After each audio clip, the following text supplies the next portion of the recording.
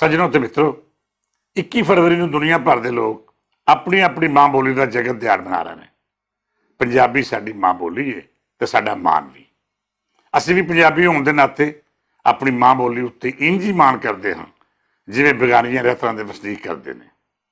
ਇਸ ਸਾਲ ਪੰਜਾਬੀ ਜ਼ੁਬਾਨ ਨਾਲ ਜੁੜੀਆਂ ਸਭੇ ਤਨਜ਼ੀਮਾਂ ਨੇ ਫੈਸਲਾ ਕੀਤਾ ਹੈ ਕਿ ਪੰਜਾਬ ਦੇ ਹਰ ਸ਼ਹਿਰ ਤੇ ਕਸਬੇ ਵਿੱਚ ਆਪਣੀ ਮਾਂ ਬੋਲੀ ਦੀ ਹੱਕਾਂ ਲਈ ਆਵਾਜ਼ ਚੁੱਕੀ ਜਾਏ ਤੇ ਸਰਕਾਰਾਂ ਨੂੰ ਇਹ ਦੱਸਿਆ ਜਾਏ ਕਿ ਪੰਜਾਬ ਤੇ ਪੰਜਾਬੀ ਗੁੰਗੇ ਨਹੀਂ।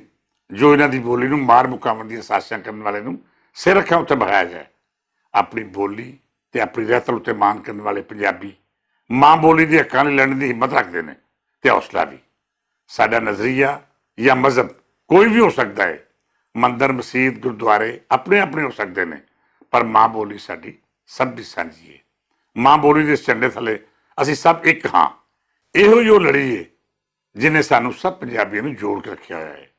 21 ਫਰਵਰੀ ਨੂੰ ਪੰਜਾਬ ਦੇ ਸਭੇ ਛੋਟੇ ਵੱਡੇ ਸ਼ਹਿਰਾਂ ਅੰਦਰ ਮਾਂ ਬੋਲੀ ਦੇ ਹੱਕਾਂ ਲਈ ਇਕੱਠ ਕੀਤੇ ਜਾ ਰਹੇ ਨੇ। ਇਸ ਸਿਲਸਿਲੇ ਵਿੱਚ ਮੁੱਖ ਇਕੱਠ ਲਾਹੌਰ ਪੰਜਾਬ ਅਸੈਂਬਲੀ ਦੇ ਸਾਹਮਣੇ ਹੋਵੇਗਾ, ਜਿਹਦੇ ਵਿੱਚ ਫਨਕਾਰਾਂ, ਸੂਝਵਾਨਾਂ ਤੇ ਸ਼ਾਇਰਾਂ ਸਣੇ ਹਯਾਤੀ ਦੇ ਹਰ ਖੇਤਰ ਨਾਲ ਜੁੜੇ ਸੰਗੀ ਮਾਂ ਬੋਲੀ ਦੇ ਮੁੱਢਲੇ ਹੱਕ ਲਈ ਆਵਾਜ਼ ਚੁੱਕਣਗੇ।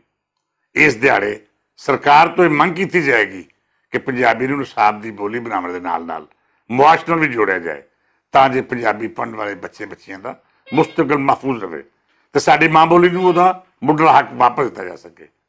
ਮੈਂ ਆਪਣੇ ਸਭ ਸੱਜਣਾ ਬੇਲੀਆਂ ਤੇ ਪੰਜਾਬ ਦੀ ਧਰਤੀ ਨਾਲ ਇਸ਼ਕ ਕਰਨ ਵਾਲੇ ਹਰ ਮਿੱਤਰ ਪਿਆਰੇ ਵੱਲੋਂ ਤੁਹਾਨੂੰ ਇਹ ਸੱਦਾ ਦਿੰਦਾ ਹਾਂ ਕਿ 21 ਫਰਵਰੀ ਨੂੰ ਪੰਜਾਬ ਅਸੈਂਬਲੀ ਦੇ ਸਾਹਮਣੇ ਆਓ ਤੇ ਪੰਜਾਬ ਭਰ ਦੇ ਮੁੱਖ ਆਗੂਆਂ ਨਾਲ ਰਲ ਕੇ ਆਪਣੀ ਮਾਂ ਬੋਲੀ ਦੇ ਹੱਕਾਂ ਦੀ ਗੱਲ ਕਰੋ, ਤਾਂ ਜੇ ਤਾਰੀਖ ਸਾਨੂੰ ਗੂੰਗਿਆਂ ਦੀ ਥਾਵੇਂ ਗੈਰਤਮੰਦ ਪੰਜਾਬੀ ਦੇ ਤੌਰ ਤੇ ਯਾਦ ਰੱਖੇ।